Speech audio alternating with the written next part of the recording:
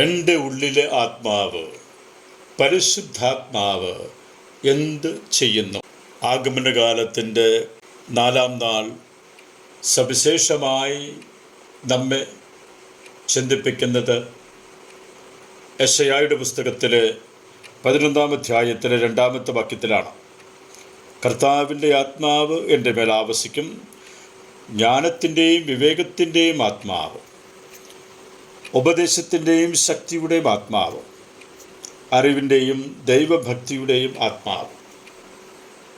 അതെ സ്നേഹിതരെ, എൻ്റെ ഉള്ളിലെ ആത്മാവ്, പരിശുദ്ധാത്മാവ് സജീവ പ്രവർത്തിക്കുന്ന ഒരു ശക്തിയാണെന്ന് എന്നെ ഇന്ന് യേശു ഉദ്ബോധിപ്പിക്കുന്നു. അതുകൊണ്ട് തന്നെയാണല്ലോ കർത്താവായ യേശു ലൂക്കായുടെ സുവിശേഷം 10-ാം അധ്യായത്തിൽ 21 വചനത്തിൽ കടന്നു പോകുമ്പോൾ ഇപ്രകാരം നാം വചനം ധ്യാനിക്കുന്നത്: ആ സമയം തന്നെ പരിശുദ്ധാത്മാവിൽ ആനന്ദിച്ച് അവൻ പറഞ്ഞു. യേശു പരിശുദ്ധാത്മാവിൽ ആനന്ദിക്കുകയാണ്. സവിശേഷമായി പരിശുദ്ധാത്മാവിൽ ആനന്ദിക്കുന്ന യേശു പിതാവായ ദൈവത്തെ സ്തുതിക്കുകയാണ്. കാരണം പിതാവായ യേശു ദൈവത്തെ, സവിശേഷമായി പിതാവായ ദൈവം ബുദ്ധിമാന്മാരിൽ നിന്നും വിവേകികളിൽ നിന്നും വലിയ വലിയ കാര്യങ്ങൾ മറച്ചു വച്ച് ശിശുക്കൾക്ക്, ഒന്നുമില്ലാത്തവർക്ക്, ഒന്നുമല്ലാത്തവർക്ക്, ലോകം പറയുന്ന ബുദ്ധിയില്ലാത്തവർക്ക്, കഴിവില്ലാത്തവർക്ക്, ശക്തിയില്ലാത്തവർക്ക് വെളിപ്പെടുത്തുന്നു എന്ന രഹസ്യം. നമ്മുടെ ജീവിതത്തിലൂടെ കടന്നു പോകുമ്പോൾ നമ്മളും നമ്മുടെ ജീവിതവുമായി ബന്ധപ്പെട്ട് പലരെയും നോക്കി ഈ കാര്യം ചോദിക്കാറില്ലേ? അല്ലെങ്കിൽ ചിന്തിക്കാറില്ലേ? മനസ്സിൽ തോന്നാറില്ലേ? ഈ മനുഷ്യൻ എങ്ങനെ ഇത്ര ശക്തിയുക്തം പ്രവർത്തിക്കുന്നു, ഇത്ര ശക്തിയുക്തം ജീവിക്കുന്നു എന്നൊക്കെ. അവിടെയാണ് എൻ്റെ മനസ്സിലേക്ക് എഫേസോസ് 3:20-21 പെട്ടെന്ന് കടന്നു വരുന്നത്.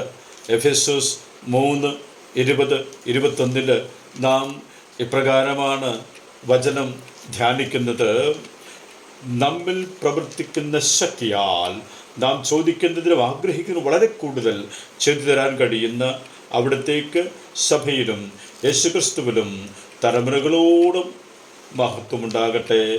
ആമേൻ. കർത്താവായ യേശു ആത്മാവിൽ ആനന്ദിച്ചുകൊണ്ട് സവിശേഷമായി തൻ്റെ ജീവിതത്തിൽ ആനന്ദം, ദൈവാഭിഷ്ടം നിറവേറ്റുന്ന വ്യക്തികളിലേക്ക് ചൊരിയപ്പെടാനായി ആഗ്രഹിക്കുന്നതാണ്. അതാണ് കർത്താവ് ലൂക്കായുടെ സുവിശേഷത്തിൻ്റെ 10-ാം അധ്യായത്തിൽ 22-ാമത്തെ വാക്യത്തിൽ എല്ലാ കാര്യങ്ങളും പിതാവിനെ ഏൽപ്പിച്ചിരിക്കുന്നു, പുത്രനാരെന്ന് പിതാവല്ലാതെ ആരും ഗ്രഹിക്കുന്നില്ല, പിതാവാരെന്ന് പുത്രനും പുത്രൻ ആർക്ക് വെളിപ്പെടുത്തി കൊടുക്കുന്നുവോ അവനുമല്ലാതെ മറ്റാരും ഗ്രഹിക്കുന്നില്ല. എന്നിട്ട് യേശു തെരഞ്ഞ ശിഷ്യന്മാരുടെ നേരെ നോക്കിക്കൊണ്ട് ഇപ്രകാരം പറയുന്നതാണ്: നിങ്ങൾ ഭാഗ്യമുള്ളവ, നിങ്ങൾ കാണുന്ന കണ്ണുകൾ ഭാഗ്യമുള്ളവ, നിങ്ങൾ കേൾക്കുന്ന ചെവികൾ ഭാഗ്യമുള്ളവ.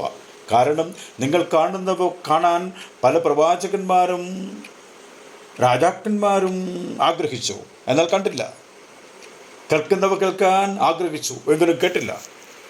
ഞാൻ ഈ വചനത്തിലൂടെ മനസ്സിലാക്കുന്നത്, ഞാൻ എത്ര ഭാഗ്യവാനാണ്, എൻ്റെ കണ്ണുകൾ എത്ര ഭാഗ്യമുള്ളതാണ്, എൻ്റെ ചെവികൾ എത്ര ഭാഗ്യമുള്ളതാണ്.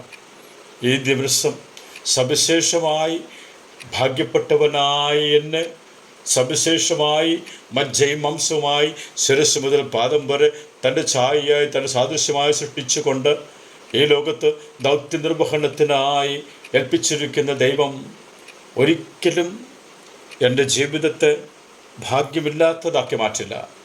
ഭാഗ്യമുള്ളത് കാണാനും ഭാഗ്യമുള്ളത് കേൾക്കാനും എത്ര അവസരങ്ങൾ എനിക്ക് തന്നു. ഞാൻ പലപ്പോഴും ദൈവത്തിൻ്റെ പദ്ധതി അനുസരിച്ചുള്ള പാതയിൽ നിന്ന് വ്യതിചലിച്ചിട്ടും എൻ്റെ ഒട്ടും തള്ളിക്കളയാതെ എൻ്റെ കണ്ണുകൾ, എൻ്റെ കാതുകൾ, എൻ്റെ പഞ്ചേന്ദ്രിയങ്ങൾ ഭാഗ്യമുള്ളവയാക്കി മാറ്റുവാനായി ദൈവം അവസരങ്ങൾ നൽകിക്കൊണ്ടിരിക്കുന്നു. ഈ അവസരങ്ങൾ അനുഗ്രഹമാക്കി മാറ്റാൻ ഈ ആഗമന കാലത്തിൽ 4-ാം നാൾ നമ്മെ ദൈവം അനുഗ്രഹിക്കട്ടെ. ആമേൻ.